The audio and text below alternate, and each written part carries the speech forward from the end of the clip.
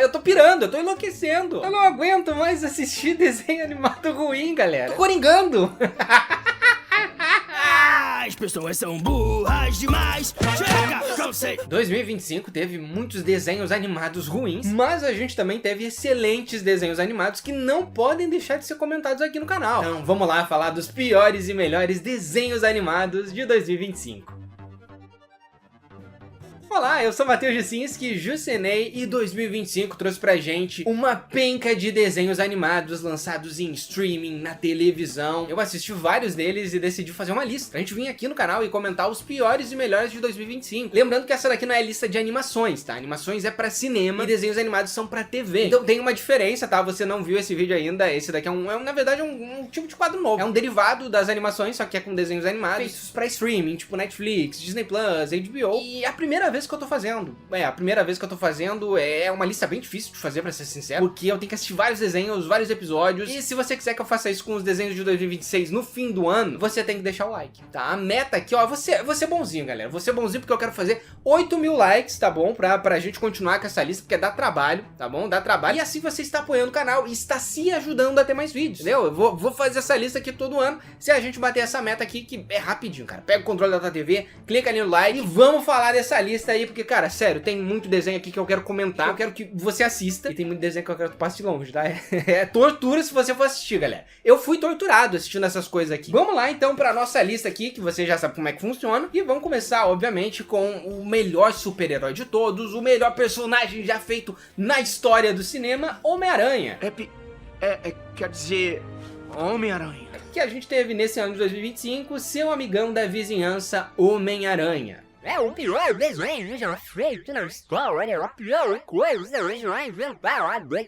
Sempre que surge alguma coisa nova do Homem-Aranha ou da Marvel, é a pior coisa já feita, é a pior coisa já inventada. A palavra, achei mais ou menos, ela não existe mais, sabe? Não existe mais aquela tradição de você assistir uma coisa e dizer, tá, ok, beleza, próximo. Ah, muito desenho aqui foi mais ou menos isso nessa lista. E esse desenho do Homem-Aranha, seu amigão da vizinhança, ele foi duramente criticado em vários aspectos que eu concordo bastante, principalmente com, por exemplo, a gente teve o X-Men 97 feito no formato tradicional de animação em 2D, e aí você tem o Homem-Aranha que tenta simular um aranha-verso e não fica legal. É uma animação que ela não é esteticamente bonita, isso me incomodou. Claro, ela tem umas ideias legais ali de você trabalhar com onomatopeias e parecer um quadrinho, só que, no geral, eu não acho que ela funciona, sabe? No geral, eu não acho que ela funciona tão bem. Mas também não é uma coisa que você olha e pensa, pô, foi feito pela Vídeo Brinquedo, né? Não foi. O cara tinha uma ideia legal ali, só que não tinha orçamento, né? Então, eu diria que o começo dela é muito bom, quando o Peter tá indo lá pra escola, ele vai ser picado pela aranha, uma aranha que sai de um portal que a gente não sabe de onde é que é, e aí o final, né? O final que a gente tem aquele paradoxo de Bootstrap, indicando que quem faz o Homem-Aranha ser picado pela aranha é o próprio Peter, né? Porque acaba gerando ali um paradoxo. Eu vou botar esse amigão da vizinhança em Passou de Ano, porque é uma série que, ok, cara, passou de ano. Não é a melhor série do Homem-Aranha que eu já vi, mas também não é a pior série, cara. Não é a pior série do Homem-Aranha. Você tem o Lonnie Lincoln, que vai se tornar o Lápide, e ele tem um arco muito legal, ele é bem desenvolvido aqui. Eu acho que ele é um personagem bem legal pra uma temporada 2, pra ser mais explorado, pra ter um embate entre ele e o Homem-Aranha, mas eu senti falta daquele Peter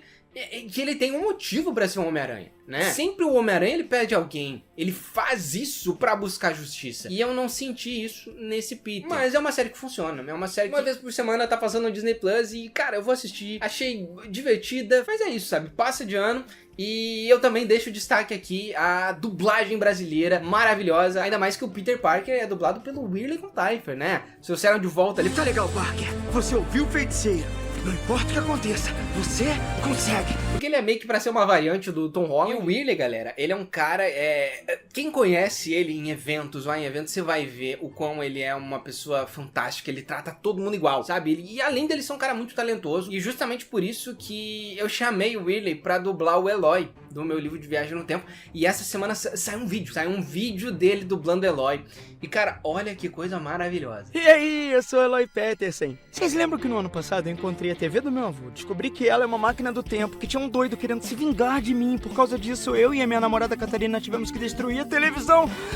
Então, A loucura continua. A TV deu defeito, pirou, pifou, sei lá. Galera, ouvir isso me arrepia. Me arrepia porque o Eloy, ele tem a voz do Homem-Aranha. O personagem que eu criei do meu livro de Viagem no Tempo tem a voz do Homem-Aranha. Willy, muito obrigado mesmo por fazer parte desse projeto. E em março a gente tem o lançamento de Era Uma Vez um Mistério no Tempo 2, O Outro Mundo. Dessa vez os filmes vão sair pra fora da televisão. E o Eloy vai ter que viajar no tempo pra encontrar os filmes perdidos em épocas diferentes. No primeiro livro ele entrava dentro dos filmes e no segundo ele tem que encontrar esses filmes perdidos. A pré-venda ela começa em março e eu já tô avisando agora, janeiro, fevereiro, porque eu vou assinar um pôster, né, pra quem comprar na pré-venda e vão ser poucas unidades, entendeu? Então se você quiser ser uma das pessoas que vai ter o brinde exclusivo, né, de colecionador, porque depois que acaba não tem mais, entendeu? Que nem do primeiro eu não fiz mais, do segundo vai ser a mesma coisa. Já fica ligado pra você comprar esse filme em páginas, entendeu? Porque não é só um livro, é uma história em quadrinhos, que mistura texto, que tem diálogos muito fáceis de ler, crianças, adolescentes amando. Março tá aí, Era Uma Vez um Mistério no Tempo 2. E já que a gente já tá falando de Marvel, vamos então pra Marvel Zombies. Marvel Zombies, cara, é uma decepção. Minha nossa, que desenho ruim, desenho péssimo, que desenho cinema, sabe? Cinema mesmo, porque quando você adapta uma história, obviamente você não vai ter o mesmo enredo acontecendo no cinema ou na TV, você tem uma adaptação, então eles vão pegar os principais pontos daquela história em quadrinho, do personagem, e vão colocar ali no audiovisual, na animação, isso é normal, beleza, sabe? Você não precisa fazer igual, não tem que ser sempre um copia e cola. Só que aqui, você não tem nada a ver com Marvel Zombies, é isso que me tirou do sério. Porque... Vamos lá, tá? Vamos lá. Pra quem não sabe, eu gosto muito do The Walking Dead. Eu acompanhei a série por muitos anos, falei aqui no canal, né? Tanto que foi o grande auge do canal na época do The Walking Dead e do Stranger Things. Eu assisti muita série e depois eu fui ler os quadrinhos. E conheci os jogos também do The Walking Dead e os quadrinhos, galera. Os melhores quadrinhos que eu já li na minha vida, porque ele é brutal, ele é excelente. Os personagens, parece que eles estão vivos ali, sabe? Então você tá acompanhando eles. Tô falando dos quadrinhos, tá? Tô falando dos quadrinhos, a série ela se perde ali no momento. Mas enfim, quem escreve os quadrinhos do The Walking Dead é o Robert Kirkman. E ele é o cara que foi escrever o Marvel Zombies, né? Ele foi o cara que foi escrever. Isso era 2005, cara. The Walking Dead tinha começado em 2003 nos quadrinhos, então ainda não era aquele boom que a gente conhece hoje, né? Isso surgiu por causa da série. Esse quadrinho do Marvel Zombies, cara, é muito bom. Se você não leu, leia. E ela não tem nada a ver com essa série do Marvel Zombies, porque a série do Marvel Zombies você vai acompanhar de início. Parece que elas vão ser as protagonistas, né? Que é a Coração de Ferro, a Gavião Arqueira, que é a Kate. E você também vai ter a Miss Marvel. E aí elas vão estar fugindo dos zumbis. E você não entende exatamente qual que é o objetivo delas. E esses personagens, eles não sustentam a história. Mas o principal problema é o roteiro, cara. Você não sabe pra onde a história tá indo. Na HQ, você entende que tem um grupo tentando fazer contato com o Reed Richards, que é o Senhor Fantástico. E ele vai captar essa mensagem e, de repente, zumbis de outro universo, heróis, né? Tipo Hulk, zumbi, Homem-Aranha, zumbi, eles vão vir pra nossa realidade, vão começar a comer as pessoas daqui. E, cara, é genial, porque eu não vou dar spoiler, você tem que ver isso. Tem viagem no tempo, tem paradoxo, e é uma coisa muito legal, muito boa. O que essa série não é. Essa série, ela é tipo, é um fanservice. E eu sei que a Marvel sempre foi fanservice, né? Sempre teve fanservice. Olha o Homem-Aranha ali, olha o Capitão América. Beleza. Mas é que, cara, já faz 10 anos, né? Então, tipo, aparece ali, o Blade. Até dá um silêncio, sabe? Cara, nossa, é o Blade. Aí aparece ali o Namor. Nossa, é o Namor. Cara, eu não tô nem aí mais, sabe? Pra isso. Me desculpa, eu sou fã de heróis, sim. Só fico quando é o Homem-Aranha, assim. Mas é que, cara, eu quero ver uma história, entendeu? Eu quero ver uma história, eu não quero só ver fanservice. Fanservice a gente vê demais. Então, pra mim essa série, ela não tem nada a ver com o quadrinho, eu não entendi qual que é o objetivo. E não parece que é uma série de que você tem tudo a perder e que os meus heróis favoritos se tornaram zumbis. Então por isso, pra mim é cinema. Cinema é uma porcaria. Passa longe disso aqui, tá? Um mundo maravilhosamente estranho de Gumball. Essa é a nova série do Gumball, que, cara, é nova. Eu acredito que eles, a Cartoon Network, a Warner, eles tomaram a decisão de recomeçar o Gumball, porque a outra série já ia ter, sei lá, 7 temporadas. E aí uma criança vai ver e ficar, opa, 7 temporadas. Isso é meio amedrontador, né? Às vezes eu vou assistir uma série e penso, cara, nossa, 12 temporadas, não sei se eu vou partir daqui não. Então, é o mesmo Gumball, é o mesmo Darwin, é a mesma Nicole, é o mesmo Ricardo, é a mesma Anaís, é tudo igual do Gumball, você não mudou nada, sabe? Eu não senti uma mudança, o que é bom, porque pra mim Gumball é cinema. Gumball é cinema, né? Jucinema, né? Vamos chamar certo aqui no canal. É Jucinema. É uma série que ela volta com boas piadas, né? Teve um hiato aí de o quê?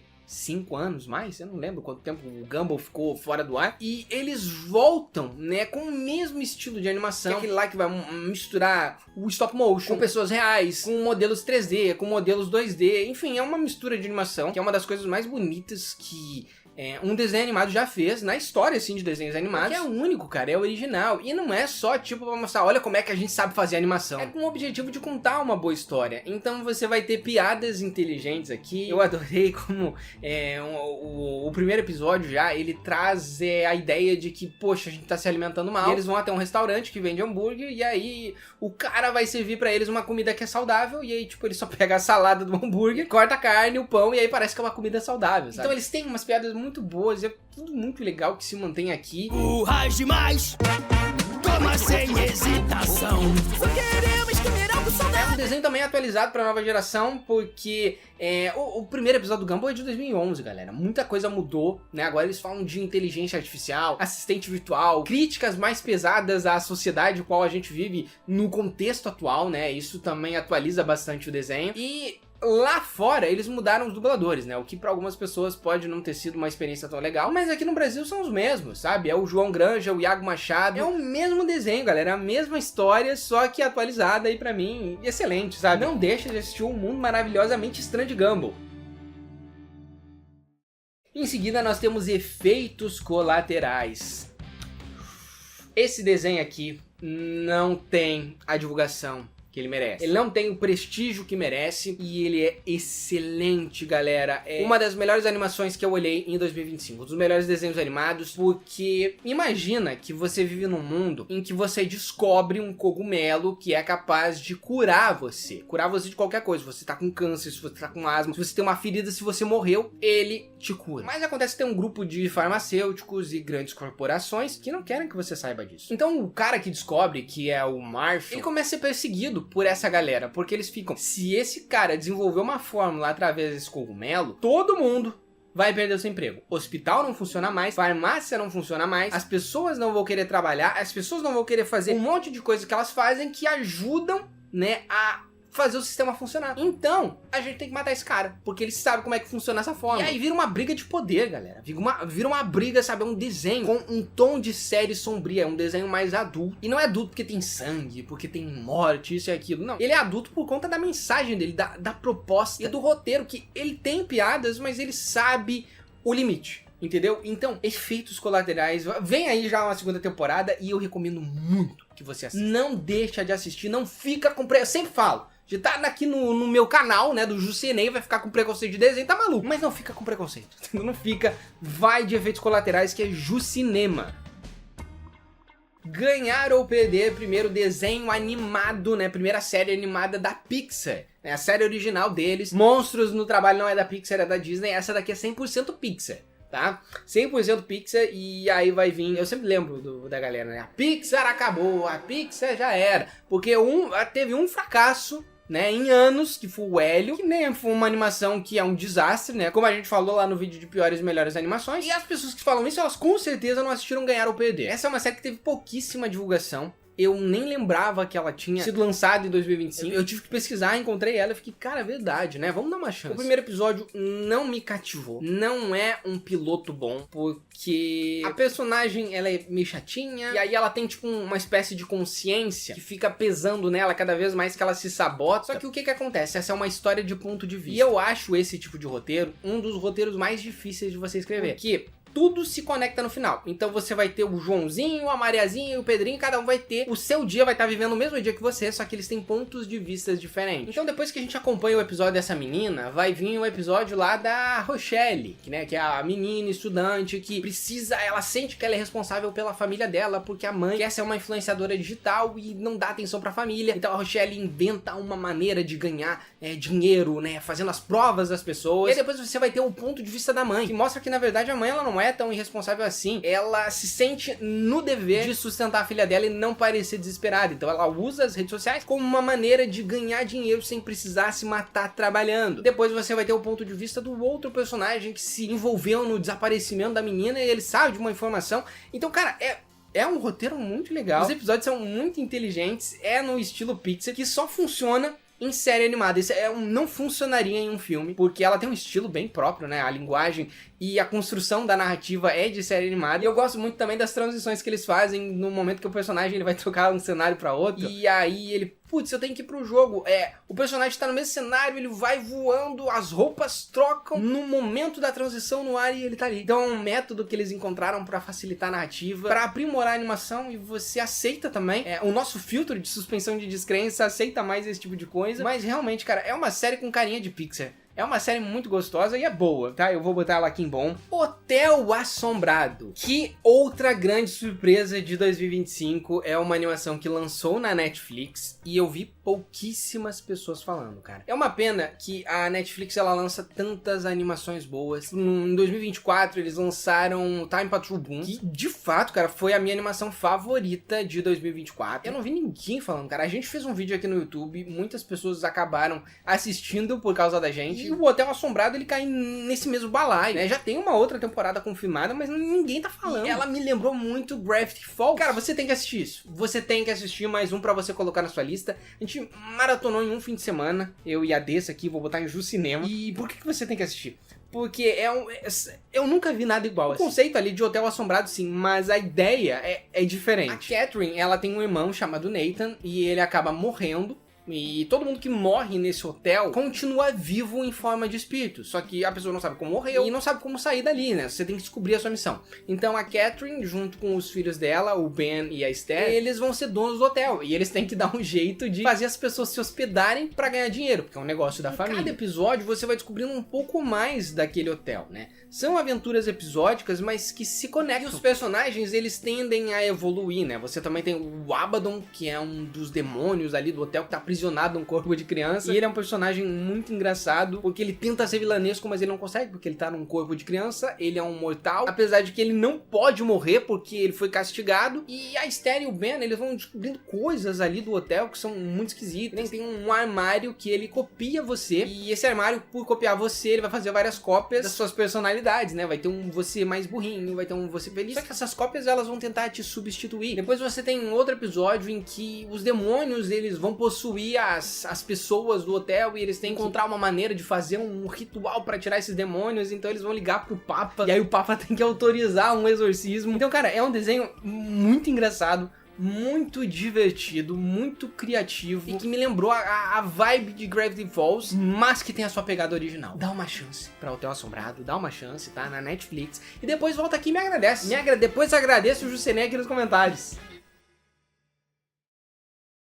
Todo mundo ainda odeia o Chris. Eu sou um homem adulto. O Todo Mundo Ainda Odeia o Chris é um desenho que eu acho que só funciona pra quem assistiu a série original. Se você não assistiu ao Todo Mundo Odeia o Chris, o que eu acho que é bem difícil, você não vai entender esse desenho aqui. Porque tem muita piada que eles estão repetindo. Eles repetem piadas, por causa disso perde pouca graça, porque eu já ouvi essa piada várias vezes. E por incrível que pareça, eu senti que a animação, ela não tem a mesma magia que a série sitcom live action do Chris. Talvez porque os roteiristas mudaram, porque os diretores mudaram, mas ela não tem, cara. Não é um desenho ruim, tá? Não é um desenho ruim, mas eu acho que tá muito longe de ser o que o Todo Mundo Odeia o Chris é. Todo Mundo Odeia o Chris, ela é muito boa porque ela tem uma limitação. Então eu até lembro de um episódio lá que o Chris, ele vai escutar um disco de vinil sobre os 7 palavrões que você não pode falar na televisão. Então, você não sabe que palavrões são esses, mas o Chris, ele começa a usar esses palavrões da piada dele. E você não sabe qual que é, porque não dá pra falar na TV. E essa que é a graça, porque tipo, putz, qual será que é o palavrão que ele falou ali? Aqui, no desenho Todo Mundo Odeia o Chris, eles têm uma liberdade maior. Então, vai ter muita piadinha de cunho sexual. Vai ter muita piadinha de humor físico. E até os personagens que a gente conhece, né? O que nem o Julius, fazendo piadas sobre as regiões íntimas do Chris, que são forçadas. Né? Eu não vejo o Julius, o personagem do Julius, falando aquilo na série do Chris. Chris, por que tá andando assim? Sentou nas suas bolas de novo? E isso é pra ser uma continuação, porque a série, ela começa exatamente aonde o Chris terminou, né? Que depois que ele fez o supletivo, ele não passou, então aqui a série vai continuar desse momento. E essas piadas, eu acho que elas tiram um pouco da graça do Chris, porque elas estão ali só porque elas podem estar ali. entende? E os personagens, eles estão agindo de forma desconstruída só porque eles podem. O Greg, que, por exemplo, ele era um amigo nerdola do Chris, que era tapado e tudo mais, aqui, de repente, ele entende das mulheres e como elas funcionam. E o Chris também tem mais interesse em peitos, em bunda. Os seios dela tão maiores? Ela tá peituda. Que é uma coisa que fica muito sutil e até melhor aproveitada no Todo Mundo Odeia o Chris. Tem até um episódio lá no Chris original em que ele vai comentar com o Greg. E aí ele fala no ouvido do Greg. Não, sabe? Você não escuta. E aí o Greg responde, vocês fizeram? Ele fala, 2 vezes. Então, cara, esse tipo de coisa deixa bem ali subliminar e que quem interpretar, interpretou. E aqui é tudo muito dispositivo, sabe? Mas eu não acho que seja uma série que é um desastre, sabe? Não é uma coisa que nossa, que horror. Porque ainda tem, sim, aquele humor do Todo Mundo Odeia o Chris. Tem os personagens e um grande acerto aqui foi trazer os dubladores de volta, né? Com exceção do dublador do Chris, porque ele não dubla mais, então infelizmente ele é o único do elenco principal que não volta. Então é uma coisa muito legal, vale a pena, sabe? Se você quer sentir uma nostalgia, se você quer ver o que aconteceu depois do Todo Mundo Odeia o Chris, então não espere o Chris que você conhecia há 20 anos atrás, porque é uma série diferente, feita pra uma outra época, outros tempos, com limitações, o que torna ela única. Então, pra mim, Todo Mundo Ainda Odeia o Chris ok, passou de ano. Passou de ano, é isso aí. Essa é a minha lista de piores e melhores desenhos animados de 2025. Se eu esqueci de algum, comenta. Também comenta qual que foi o melhor e o pior que você assistiu. E não esquece de assistir esse último vídeo, onde a gente fala das piores e melhores animações, né? Filmes animados de 2025. É só clicar aqui e a gente se vê no próximo vídeo. Tchau!